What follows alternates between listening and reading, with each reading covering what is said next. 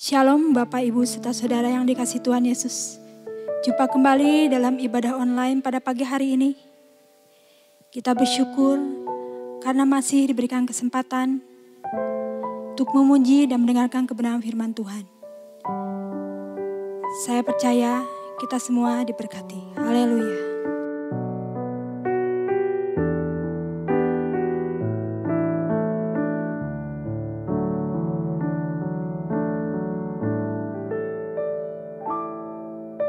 Mata kami tertuju padamu, kekuatanku hanya di dalam-Mu, erat dalam dekap-Mu, terlebih di saat ku tak mengerti.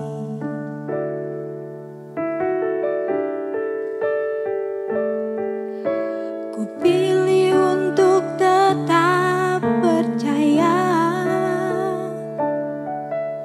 ku pilih untuk tetap menyembah-Mu. Kau pernah menolongku, Kau punya 1000 cara untuk angkatku.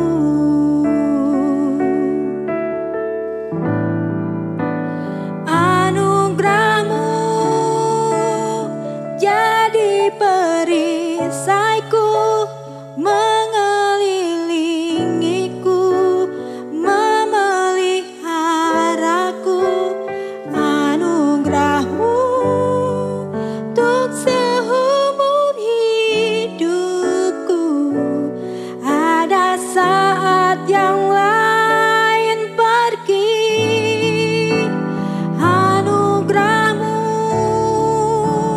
jadi perisaiku, mengelilingiku, memeliharaku. Anugerah-Mu untuk seumur hidupku, terjadi dalam hidupku.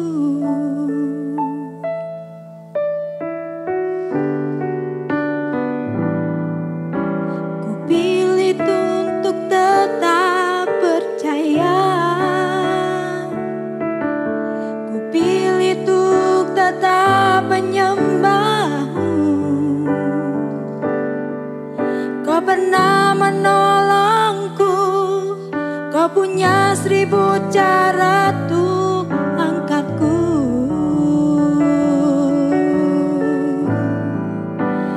Anugerah-Mu jadi perisaiku, mengelilingiku, memeliharaku. Anugerah-Mu untuk seumur hidupku. Ada saat yang lain pergi, anugerah-Mu jadi perisaiku, mengelilingiku, memeliharaku. Anugerah-Mu untuk seumur hidupku, terjadi dalam hidupku.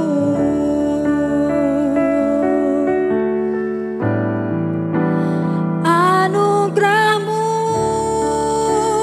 jadi perisaiku, mengelilingiku, memeliharaku. Anugerah-Mu untuk seumur hidupku. Ada saat yang lain pergi, anugerah-Mu jadi perisaiku, mengelilingiku, memeliharaku.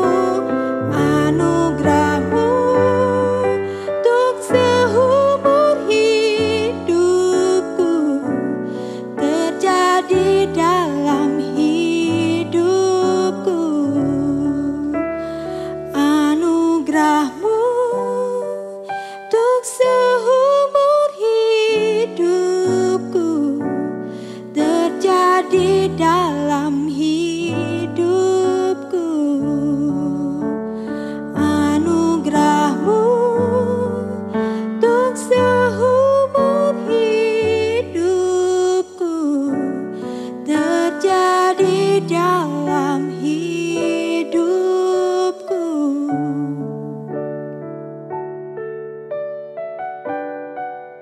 Selamat pagi, Bapak, Ibu, Saudaraku di dalam Tuhan Yesus Kristus.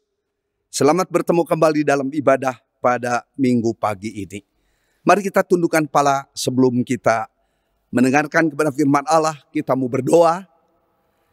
Allah Bapa di dalam sorga, Bapa yang kami puji, kami agungkan dalam pribadi Yesus Kristus yang sudah menjadi Tuhan Juru Selamat hidup kami. Kami mengucap syukur waktu dan kesempatan yang masih Engkau anugerahkan kepada kami. Untuk kami mendengar, untuk kami mendapatkan, untuk kami menerima. Dan kami boleh menghayati kebenaran firman Allah dalam kehidupan praktis kami tiap-tiap hari. Terima kasih Tuhan. Hamba mohon urapan berkat-Mu turun kepada hamba-Mu yang akan menyampaikan kebenaran firman-Mu. Demi nama Tuhan Yesus kami sudah berdoa. Amin. Sidang jemaat, firman Tuhan terambil dari Efesus 2 ayat 10. Efesus 2 ayat 10 katakan demikian. Karena kita ini buatan Allah diciptakan dalam Kristus Yesus untuk melakukan pekerjaan baik yang dipersiapkan Allah sebelumnya. Ia mau supaya kita hidup di dalamnya. Amin. Kita melihat melalui ayat yang kita baca ini memang kesimpulan dari Efesus pasal yang kedua ayat 1 sampai dengan ayat 9. Dikatakan Lembaga Alkitab Indonesia memberikan judul semuanya adalah kasih karunia. Bahwa kita ini dulu orang berdosa. Sebelum kita bertobat terima Tuhan Yesus, kita ini sedang menuju ke api penghukuman. Kalau tiba-tiba kita meninggal dunia karena berbagai macam kejadian yang terjadi dalam dunia ini. Tetapi puji kepada Tuhan bahwa karena iman yang Tuhan anugerahkan, maka saudara dan saya yang tadinya orang berdosa, tapi sejak kita terima Yesus sebagai Tuhan Juru Selamat pribadi, kita diberikan kepastian keselamatan. Bukan mudah-mudahan loh saudara, bukan insya Allah, tetapi pasti Tuhan memberikan kepada kita. Karena Yesus menjadikan satu segel, menjadi satu materai, menjadi satu jaminan kepastian keselamatan. Nah oleh karena itu, bukan manusia yang mencari Allah, melainkan Allah yang mencari manusia. Itulah sebabnya di dalam ayat 1 Yohanes 4 ayat 10 katakan, inilah kasih itu. Bukan kita yang telah mengasihi Allah, tetapi Allah yang telah mengasihi kita. Dan yang telah mengutus anaknya sebagai pendamaian bagi dosa-dosa kita. Jadi melalui ayat kita ini, bahwa kita ini bukan yang mengasihi Allah lebih dahulu. Tidak mungkin. Ya, kalau kita mengasihi Allah lebih dahulu, itu pikiran manusia. Itu rencana atau rekayasa pikiran manusia. Tetapi justru di sini kita melihat bahwa Allah yang lebih dahulu mengasihi manusia. Maka Allah yang menyatakan siapa dirinya kepada kita ini. Dan kita mengucap syukur apabila saudara dan saya memiliki Alkitab juga di dalam gadget kita masing-masing. Di sana dijelaskan bahwa yang mana itu kasih Allah itu. Bagaimana beberapa waktu yang lalu saya sampaikan bahwa Allah itu penuh kasih, udah mengutus para nabi sejak zaman perjanjian lama. Tapi pada zaman akhir ini dimulai dengan datangnya Yesus ke dalam dunia menjadi manusia. Puji Tuhan. Saudara dan saya tadinya orang berdosa, sekarang kita menjadi umat Allah. Apa syaratnya ini menjadi umat Allah? Nah, kembali lagi back to Bible, kembali kepada Alkitab. Alkitab adalah firman Allah tertulis yang seutuhnya. Dari sejak Kejadian sampai Maleakhi, dari sejak Injil Matius sampai kitab Wahyu. Puji Tuhan. Saudara, syarat dari seseorang untuk boleh menjadi umat Allah, menjadi produknya Allah adalah Bapak, Ibu, Saudara dan saya pernah mendengar firman Allah. Jadi seseorang tidak ujuk-ujuk bertobat begitu rupa. Inisiatifnya sendiri. Oh bukan. Melainkan ia harus mendengar firman Allah lebih dahulu. Itu kata beberapa ayat yang boleh saya kutip.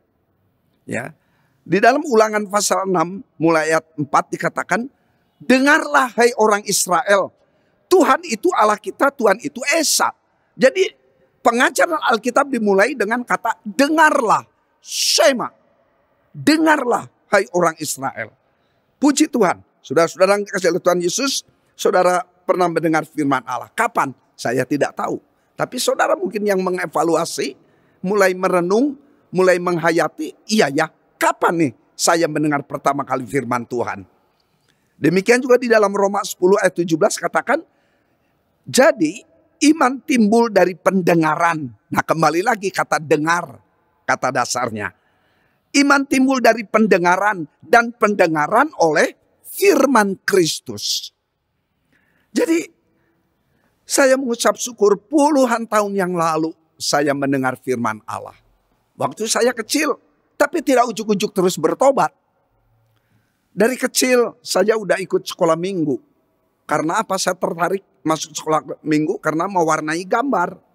Tapi belum percaya Yesus sungguh-sungguh. Tapi baru setelah umur 17 tahun, saya baru bertobat. Saya baru membuka hati. Saya menerima Yesus sebagai Tuhan Juru Selamat pribadi. Puji Tuhan. Dan itu pengalaman yang berkesan untuk saya pribadi. Yang saya tidak akan lupakan seumur hidup. Bagaimana dengan Bapak Ibu Saudara sekalian? Mendengar firman Tuhan. Setelah mendengar firman Tuhan, what's the next step? Apa langkah selanjutnya nih? Yaitu bertobat. Menerima Yesus sebagai Tuhan Juru Selamat pribadi. Maka saya bersyukur tadinya bukan dari keluarga Kristen. Saya mengucap syukur mendengar firman Allah. Kemudian saya bertobat, buka hati. Terima dia sebagai Tuhan Juru Selamat pribadi. Puji Tuhan. Makanya di dalam Lukas 5 ayat 32. Yesus katakan. Aku datang bukan untuk memanggil orang benar. Tetapi orang berdosa. Supaya mereka bertobat. Apa itu bertobat? Tobat dari kata Yunani, bahasa aslinya, yaitu metanoia. Apa itu metanoia? Metanoia artinya perpalingan dari dosa kepada Allah. Karena mendengar firman Allah. Ini proses Bapak, Ibu, Saudara, dan saya menjadi umat Allah. Mendengar firman Allah, kemudian bertobat. Jadi Yesus datang ke dalam dunia ini bukan mencari pengikut agama. Bukan. Bukan mencari pemimpin agama. Bukan. Melainkan Yesus datang ke dalam dunia ini mencari orang bertobat. Mencari orang berdosa untuk bertobat. Puji Tuhan. Sampai sekarang masih berlaku. Walaupun Yesus tidak ada lagi belegedekan sebagai manusia. Karena dia sudah kembali ke sorga. Karena asalnya dia dari sorga. Saudara-saudara Tuhan Yesus. Kita mengucap syukur setelah saudara bertobat. Maka ada satu lagi langkah selanjutnya. Yaitu Bapak, Ibu, Saudara, dan saya harus bertumbuh di dalam pengenalan kepada Tuhan. Yohanes 15 ayat 44 katakan, tinggallah di dalam aku dan aku di dalam kamu. Sama seperti ranting tidak dapat berbuah dari dirinya sendiri. Kalau ia tidak tinggal pada pokok anggur, demikian juga kamu tidak berbuah jikalau kamu tidak tinggal di dalam aku. Yesus katakan. Jadi Yesus di sini memakai istilah botanical, memakai istilah tumbuh-tumbuhan, yaitu yang dia berikan perumpamaan ilustrasi ini. Yesus menamakan diri sebagai pokok anggur. Bapak, Ibu, Saudara, dan saya adalah ranting-rantingnya, artinya dahan-dahannya. Tidak ada ranting atau dahan yang bisa bertumbuh kalau tidak menempel kepada batang itu, kecuali benalu atau parasit yang suka nempel di pohon itu. Ya, maksudnya bukan bahagian dari tumbuhan itu. Itulah sebabnya saudara dan saya dituntut untuk mengalami pertumbuhan. Saya mengucap syukur berapa banyak umat Allah yang sungguh-sungguh hidup di dalam Yesus mengalami perubahan-perubahan karakter, mengalami perubahan-perubahan sifat yang tadinya sifat orang berdosa, tapi kemudian ia bertumbuh. Dan itu di-cut. Segala sifat-sifat jeleknya itu kuasanya di-cut. Tapi selama hidup dalam dunia itu masih ada hal-hal itu. Inilah menjadi pergumulan bagi kita di dalam pertumbuhan kepada Tuhan. Itu bagian yang pertama. Bagaimana persyaratan menjadi umat Allah. Yang kedua, yaitu satu peringatan Tuhan kepada kita. Satu warning. Bahwa setelah kita di dalam Yesus, apa segala sesuatu berjalan dengan baik? Oh tidak, saudara. Selama hidup dalam dunia ini, saudara dan saya menghadapi peperangan. Mengalami pergumulan. Mengalami cobaan. Nah, berbagai macam cobaan itu datang. Bisa dari diri sendiri, bisa datang dari orang lain, bisa datang dari kuasa kegelapan. Tetapi kita perlu waspada dalam hal ini. Sebagai umat Allah diperingatkan oleh Tuhan dengan berbagai macam cara. Firman Tuhan katakan di dalam Yohanes 14 ayat 1. Apa itu? Seringkali saya bacakan ini di Bumi Baru. Ya, kalau memberikan penghiburan kepada keluarga yang dalam kehilangan kekasih jiwanya. Yohanes 14 ayat 1. Janganlah gelisah hatimu, percayalah kepada Allah, percayalah juga kepadaku. Hidup sebagai umat Allah bisa mengalami kekecewaan. Kekecewaan yang tidak diselesaikan di hadapan Tuhan bisa menjadi keputusasaan. Keputusasaan yang tidak diselesaikan di hadapan Tuhan, hati-hati saudara, bisa merontokkan iman kita kepada Tuhan Yesus. Berapa banyak dulu orang Kristen begitu hadir rajin, terlibat dalam pelayanan, tapi kemudian mengalami satu peristiwa, ia kecewa. Kemudian putus asa. Kemudian berbalik dia. Bukan bertobat, tapi kebalikan dari pertobatan. Murtad dia. Kata murtad di dalam surat Ibrani itu disebut berulang kali. Apostasi. Yang tadinya ada di dalam kebenaran, sekarang keluar dari kebenaran. Maka surat Ibrani saya senang sekali. Walaupun tidak diketahui siapa penulisnya.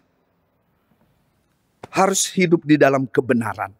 Supaya kita jangan kecewa, jangan putus asa, dan mundur. Dalam Injil Matius pasal 11 ayat 6 saya ingat. Saudara-saudara berbahagialah yang tidak menjadi kecewa. Yang tidak menjadi kecewa. Kemudian kalimat berikutnya, dan menolak aku. Coba. Kalau bertobat, dengar firman Allah. Buka hati, terima Yesus sebagai Tuhan Juru Selamat pribadi. Tapi kalau apostasi, murtad, itu keluar dari kebenaran, menolak Yesus. Berbahaya ini. Nah, dalam surat Ibrani lagi dikatakan kita bukan orang-orang yang mengundurkan diri dan binasa akhirnya. Itu kata firman Tuhan. Oleh karena itu hati-hati dengan kegelisahan. Gelisah, bimbang. Bimbang masih dalam keluarganya, khawatir, takut. Apalagi nih, kecewa. Dalam situasi pandemi COVID-19 yang belum selesai, berapa banyak gereja tutup, berapa banyak orang Kristen menjadi kecewa, berapa banyak orang Kristen melarikan diri dari realita. Saya sedih waktu mendengar hal itu. Saya menangis waktu saya melihat hal itu. Tapi saudara sebagai umat Allah di dalam Yesus, mari kita tetap beriman kepada Tuhan. Maju terus. Karena kita mempunyai tugas tanggung jawab yang Tuhan percayakan kepada kita sekalian. Ya, demikian juga yang menjadi tantangan peringatan Tuhan kepada kita ini. Hati-hati dengan segala kedagingan yang ada di dalam diri kita ini. Ya. Galatia 5 ayat 19 katakan, perbuatan daging telah nyata yaitu percabulan, kecemaran, hawa nafsu, penyembahan berhala, sihir, perseteruan, perselisihan, iri hati, amarah, kepentingan diri sendiri, percederaan roh pemecah. 21, kedengkian, kemabukan, pesta pora dan sebagainya. Terhadap semuanya itu kuperingatkan kamu seperti yang telah kubuat dahulu. Bahwa barang siapa melakukan hal-hal yang demikian, ia tidak akan mendapat bagian dalam kerajaan Allah. Saudara, selama hidup dalam dunia ini, hati-hati segala hal yang sudah dikatakan oleh Galatia 5 ayat 19 sampai 21 ini. Percabulan, kecemaran, hawa nafsu, penyembahan berhala, sihir, perseteruan, dan seterusnya. Hati-hati saudara-saudara. Yang jangan sampai menjerumuskan kita sekalian. Demikian juga hati-hati dengan segala hal-hal duniawi. Apa itu hal-hal duniawi? Keinginan daging. Lukas 21 ayat 34 katakan, jagalah dirimu supaya hatimu jangan syarat oleh pesta pora dan kemabukan, serta kepentingan-kepentingan duniawi. Supaya hari Tuhan jangan dengan tiba-tiba jatuh ke atas dirimu seperti suatu jerat. Jadi selama umat Tuhan hidup dalam dunia ini, menghadapi realita, menghadapi peperangan yang tidak gampang. Tapi Tuhan memberikan kepada kita ini pertolongan tepat pada waktunya. Ya, dalam situasi pandemi COVID-19 ini ambruk segala macam tatanan nih. Soal pendidikan, soal ekonomi, soal rumah tangga.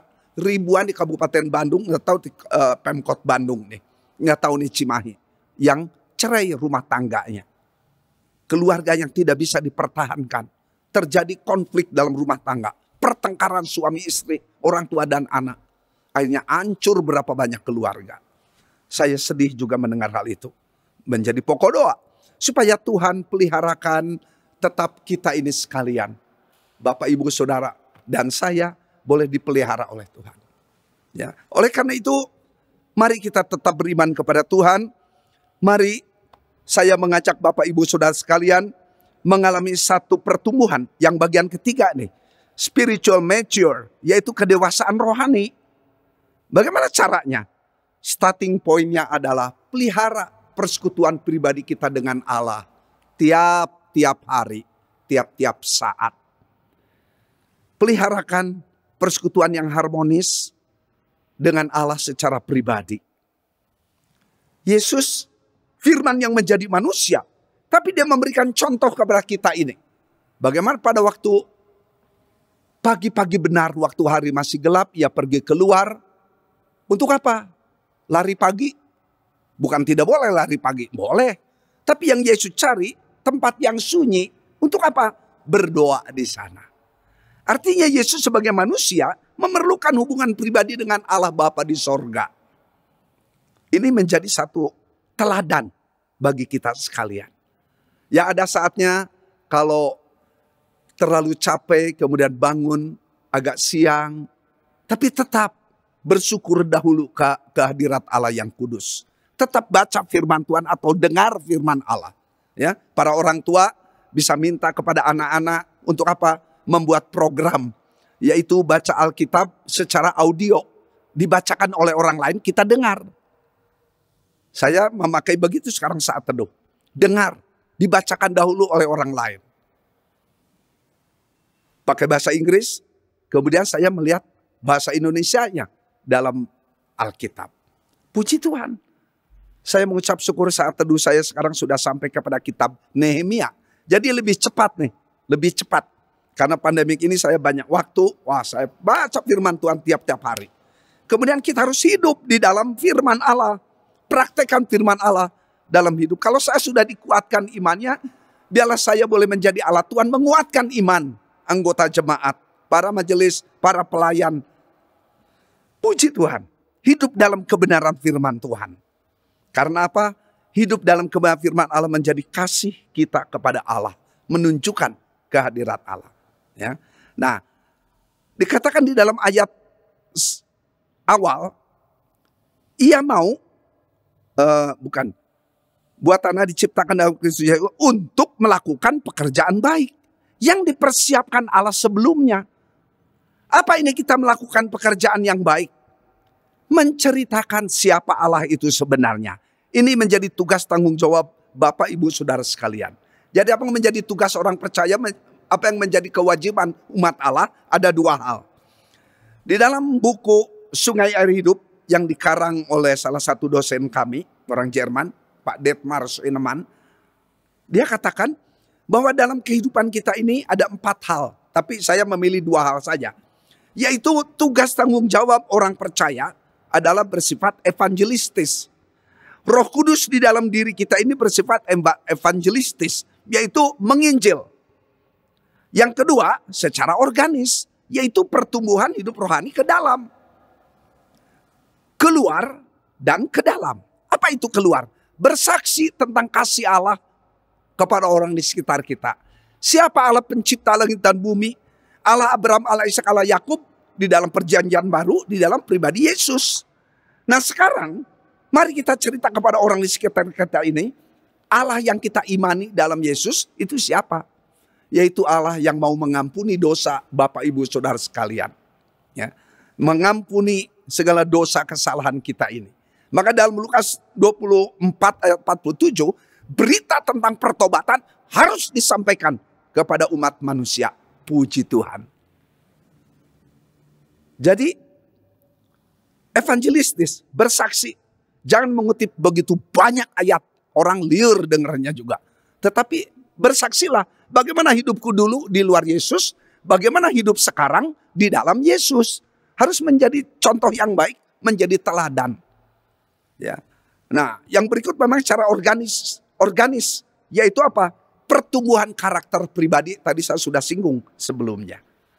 Hidup kita ini boleh menjadi God's instrument. Menjadi alat Tuhan. Bagaimana Tuhan mau pakai hidup saudara dan saya menjadi kemuliaannya. Saya mengucap syukur dalam seluruh hidup ini, berapa banyak jiwa boleh dimenangkan untuk kerajaan Allah. Saya mengucap syukur apabila orang boleh mengenal Tuhan secara pribadi. Saya mengucap syukur, saya boleh menangis di hadapan Tuhan apabila ada orang bertobat. Memang bersuka cita, tetapi tangisan saya tangisan yang penuh dengan sukacita. Kesimpulan dari firman Tuhan adalah kembali kepada kebenaran firman Allah. Saudara sadarilah, hayatilah. Saudara dan saya adalah buatan Allah. Allah yang memanggil, Allah yang menyelamatkan, Allah yang mengampuni, Allah yang memproses, Allah yang memperlengkapi kita dengan firman Allah. Dan Allah yang mengutus Bapak, Ibu, Saudara dan saya menjadi Allah Tuhan yang hidup untuk glorify Him, mempermuliakan Dia. Mari kita memasuki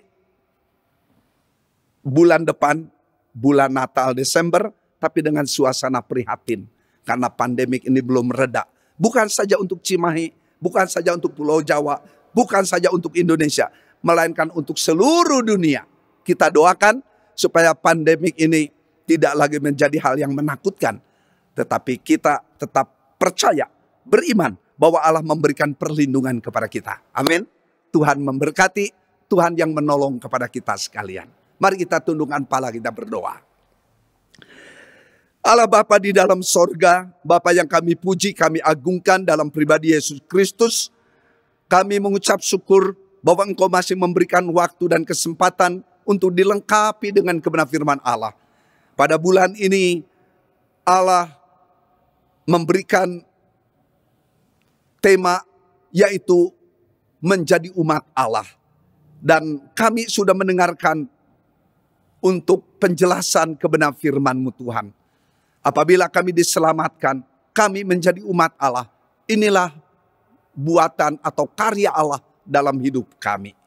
Biarlah kami akan ingat sampai sekali waktu Tuhan panggil kami pulang ke rumah Bapa di sorga dengan berbagai macam cara. Bapa dalam sorga, kami mengucap syukur bahwa nama kami sudah ada di dalam kitab kehidupan. Ajar untuk kami napak tilas langkah-langkah Tuhan Yesus dengan setia. Kami lemah, kami tak berdaya. Tapi kami mohon Roh Kudus yang berkenan hadir dalam kehidupan kami. Yang boleh memandu, membimbing kepada kami sekalian. Supaya kami sampai kepada langkah yang terakhir. Kami menjadi hamba-hamba yang tetap setia kepada Tuhan. Bapa dalam sorga, hamba menyerahkan untuk gereja-Mu di dalam tangan pemeliharaan. Hamba mohon Tuhan perlindungan-Mu untuk para anak-anak sekolah minggu, remaja, kaum muda, kaum wanita, kaum pria. Untuk para orang tua kami, para lansia. Hamba menyerahkan seluruhnya di dalam tangan-Mu. Para majelis, para pelayan di bidang apapun juga. Segenap anggota jemaat-Mu. Hamba menyerahkan untuk GGP seluruh Indonesia. Bahkan hamba berdoa untuk umat Allah, seluruh gereja-gereja yang ada di Indonesia maupun di luar negeri. Supaya mereka boleh tetap setia di dalam beriman kepada Tuhan. Bapa dalam sorga, hamba menyerahkan untuk Bapak Presiden kami Jokowi. Hamba mohon berkat perlindungan-Mu turun atas beliau. Hamba mohon kesehatan yang prima dalam segala kesibukannya. Terima kasih untuk infrastruktur di mana hamba-Mu boleh membangun terus berbagai macam jalan. Sehingga boleh menghubungkan kota ke kota. Bahkan ada lintas provinsi. Terima kasih. Hamba mengucap syukur untuk semuanya itu. Demikian juga hamba menyerahkan untuk para menteri. Hamba menyerahkan untuk para gubernur, para wali kota, bupati. Sampai RT RW camat di daerah kami masing-masing. Bapa dalam sorga, hamba menyerahkan untuk wali kota Cimahi khususnya. Hamba percaya Tuhan juga memberikan hikmat akal budi kepada Pak Ajai berserta jajarannya. Terima kasih Tuhan. Hamba menyerahkan juga untuk TNI dan Polri yang boleh mengamankan bangsa dan negara kami dari radikalisme. Demikian juga dari terorisme. Demikian juga dari pribadi kelompok-kelompok tertentu yang mau menggoncangkan pemerintahan kami. Dalam nama Tuhan Yesus, Tuhan yang memberikan keamanan. Terima kasih Tuhan, kami menyerahkan seluruh kehidupan kami di dalam pemeliharaan dan pimpinanmu. Demi nama Tuhan Yesus kami sudah berdoa dan mengucapkan syukur. Kasih dari Allah Bapa, anugerah dari Tuhan Yesus Kristus, persekutuan dalam pribadi Roh Kudus, senantiasa menaungi, memberkati dan memberikan penghiburan kepada saudara-saudara sekalian. Hari ini sampai Maranatha, kedatangan Tuhan Yesus yang kedua kali. Amin. Salam sehat, Tuhan memberkati.